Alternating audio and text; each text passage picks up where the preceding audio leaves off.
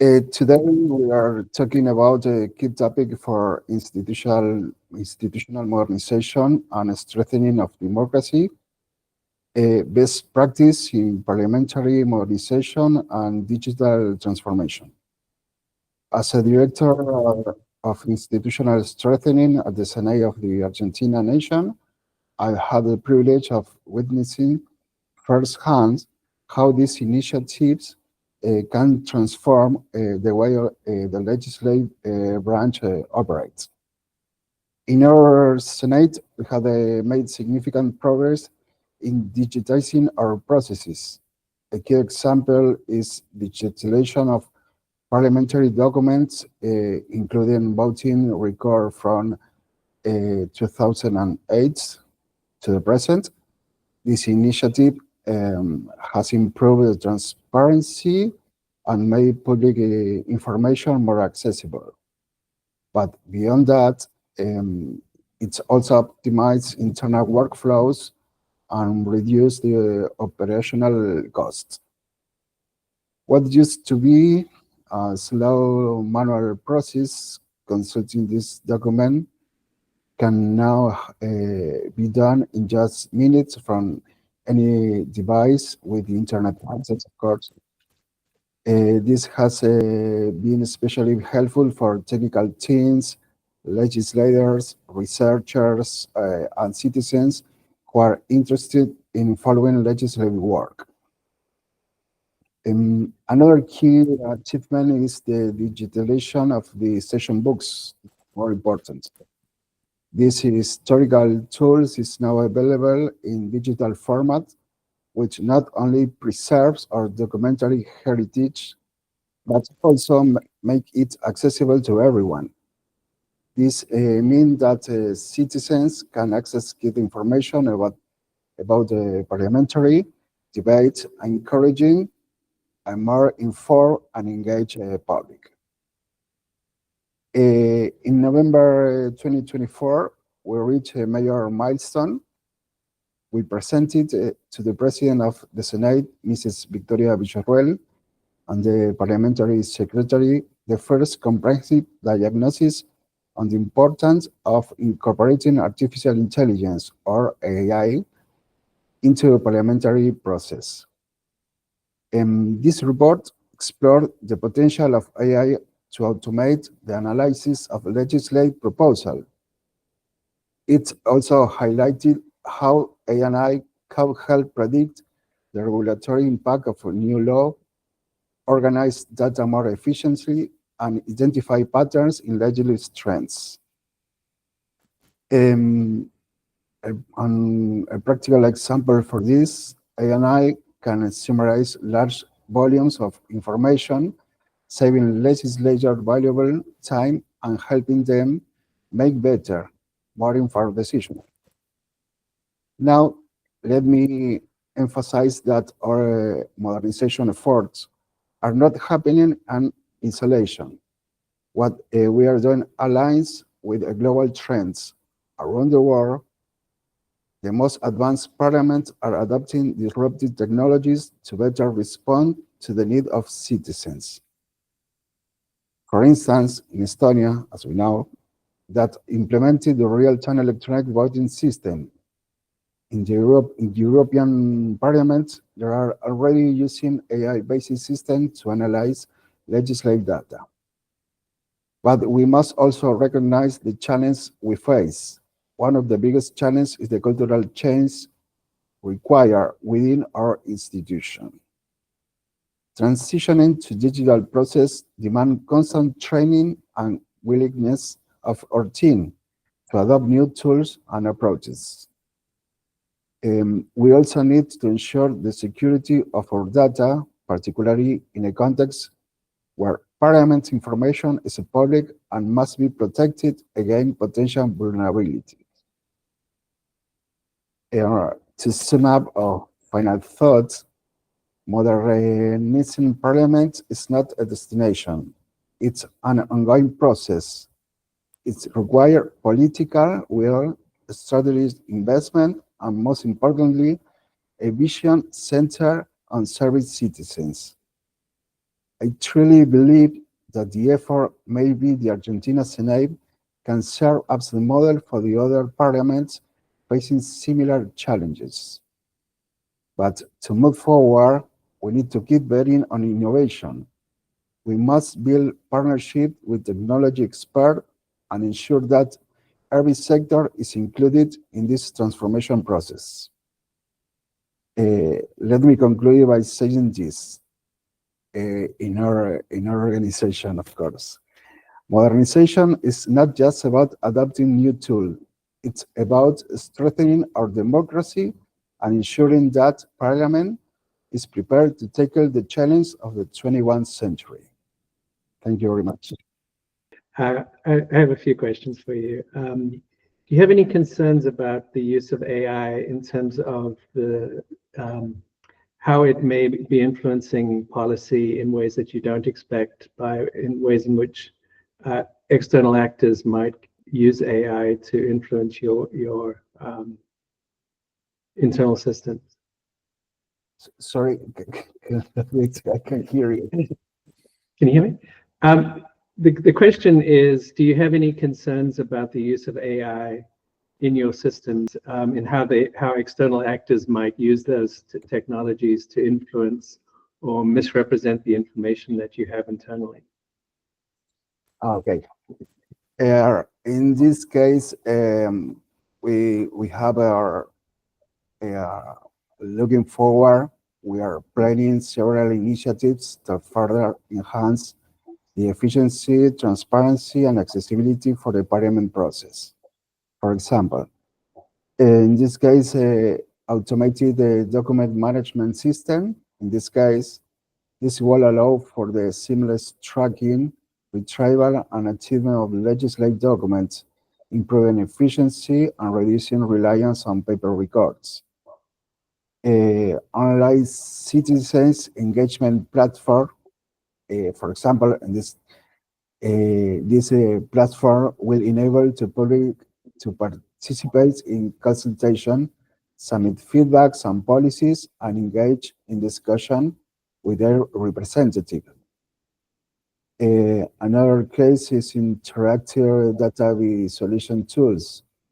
These tools will help the legislator and the public analyze parliamentary data more intuitively, making it easier to track legislative progress and trends.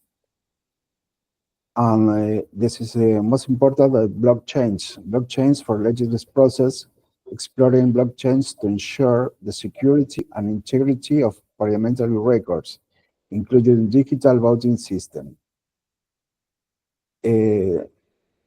Finally, to continually innovating, we aim to build more open, efficient, and responsive parliamentary system that meet the need of the modern democracy, in this case, in our parliament, of course. Have you been looking at legislation passed like in Europe and in the United States relating to the use of AI and the guardrails that have been put in place to govern how AI tools are used? It's very slow, but I can hear you. Have you been looking at legislation in Europe and in the US and elsewhere in the world that governs how legislatures can use AI? Okay. There are, in this case, in our country, we have initiatives in some topics. For example, the most significant challenge in implementing modernization and digital transformation initiatives in Parliament has been the cultural shift within the institution. This is the main topic for us. Parliament are historical tradition organization with established ways of working and adopting new technologies require a change in mindset among legislators, staff, or stakeholders. Resistance is the change can stem from familiarity with the existing process, concern about displacement, or even skepticism regarding the effectiveness of new digital tools. To address this, we have focused on capacity building and training programs to ensure all the members of the staff feel comfortable using these technologies. Additionally, ensuring the interoperability of digital system is crucial to that different platform and databases can work together seamlessly. Another challenge is it's more important, especially in law in Argentina, is cybersecurity. As increasing digitalization also make parliaments more vulnerable to cyber threats. We have to prioritize data protection, implement security authentication systems, and educate staff on best practice for cybersecurity. This is it's complicated for us, but it's the main point in our country at the moment. I have a question to drill in a little bit on which you highlighted in your opening remarks, but you've talked about it a little bit here too, is the change management portion of this. Seems like the change management is extremely important to any successful project like this. Do you have any advice for parliaments who are looking to do change management for digital transformation, things that we work or don't work? So if you've got another parliament who's looking to go through technological transformation, what is the most important aspects or advice that you'd give to another parliament? Okay. In our parliament, we have a new respect to the management. Digitalization plays a critical role in enhancing parliament transparency by making information more accessible to the public. For example, today we have not our own system about the digital document. We are using our basic machines about transparency, digitalization, or something like that in this case. In this step for us, and the first step for us is referred to the digitized voting records, enable citizens to track how their representative vote in real time, fostering a greater accountability, or live streaming and recording session that the feature system ensure that legislative debates are easily accessible, allowing the public to monitor discussion and decision-making process, for example. And the most important is the Open Data Initiative, provide structured legislative data, such as bill progress, budget allocation, and amendments, making it easier for researchers, journalists, and citizens to analyze parliamentary activity. When you mentioned open data, are you providing the data, the bill text in a machine readable format or as PDFs, like a machine readable format like XML? Actually, today is a PDF, or meanwhile the system or the technology office or Senado are working in the new program. I think that this year we have a new program about the digitalization, about the different codes, PDF, or the others. It sounds like a lot of what you're doing is about transparency and engagement with the public. Is there any objectives that you have or measurements that you are hoping for, or already data coming in that that demonstrates the objective here, which I assume is greater participation in the democracy. So do you have a, is it working? Yes. Part of the objective or objection that we have is the lawmaker. They used to be our work or in our parliament using books or hands up or they now they open-minded about the new technologies about the parliamentary system. However, we are working with them in this vision of the age. I remember last week I was talking with two lawmakers and told them, "Hey, come on, welcome to the 2024." It's complicated, but this is the main objection in Argentina, specifically in the Congress or Senate. And then we have some problem that we solve it about the staff, the regular staff in our parliament, but we solve it, call them and the different meetings about the new technologies, I&I, parliamentary system, digitalization, etc. Nice. You've talked a lot about transparency and citizen engagement, but have you had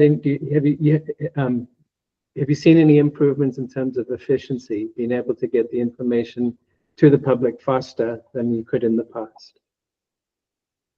Yes, I think that at the end of the 2024, I think that we have a lot of information in our servers, and we have provided them citizen journalists and researchers different parts of the parliamentary system or the way of the law in different parts at the beginning and to the end, from when the lawmaker presented the bill at the digital office and the end of the project when the lawmakers are voting.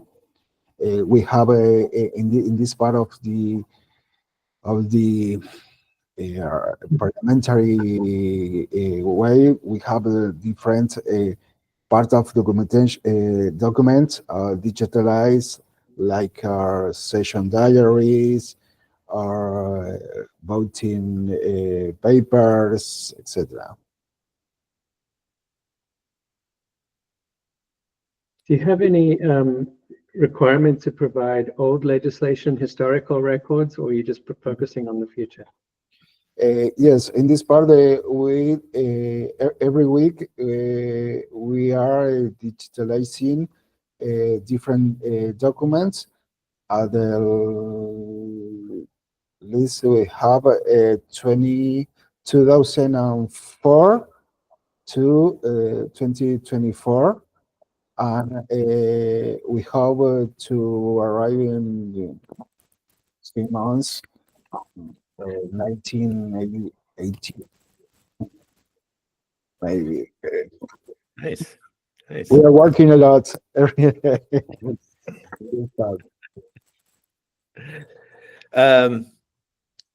What about economic development? All the work in transparency and AI helping analyze potential outcomes of law. Is there any expectation of AI helping draft regulation or legislation that would aid in trade, international trade, or economic development? Is that one of your objectives, or is your objective simply to serve the Parliament? In this part of our project, no, so far. Okay. And the second part, I think that yes, because I I convinced that the ANI support our work every day and reduce economical taxes or different issues about the economical. Right. Especially in the daily work at the Senate, that it's expensive. Mhm. Yeah, these are difficult subjects to do a lot of research on. Yeah. Yeah.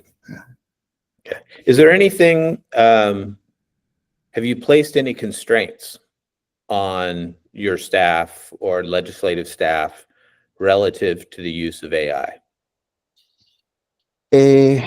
Our mission is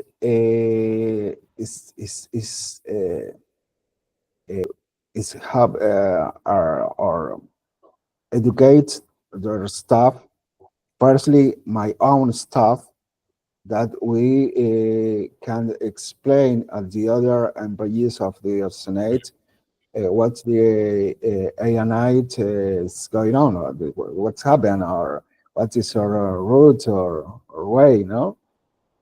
Smart. So you're developing the answers before you show up and Yeah, of convince the rest. course. It's Yeah.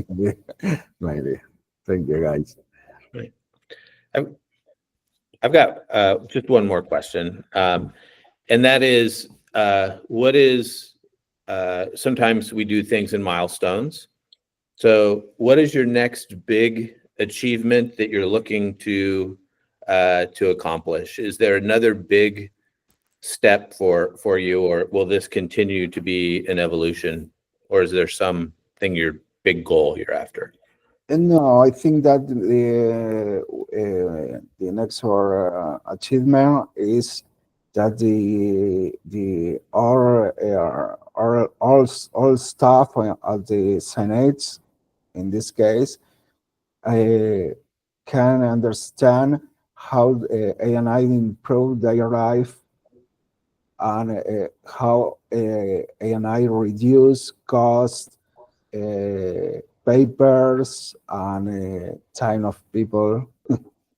That's it. Interesting. This is our finally destiny.